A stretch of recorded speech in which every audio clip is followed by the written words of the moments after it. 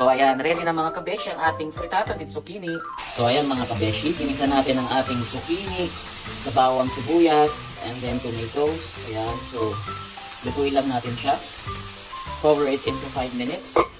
Now next, pinipare ko naman ang ating egg. Nilagyan ko siya ng milk at saka ng salt, pepper at saka ng parmesan cheese. So mix lang natin. Ang ginamit ko ay 2 eggs. So you can put more if you want. Then later, lalagyan natin siya ng sotolete cheese. Now mga kabeshi, lagyan na natin ang ating scrambled egg. Ayan.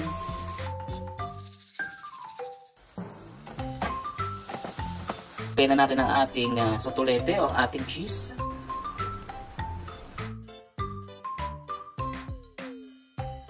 And then cover it. So kain na po tayo. Bon appetito! Ciao!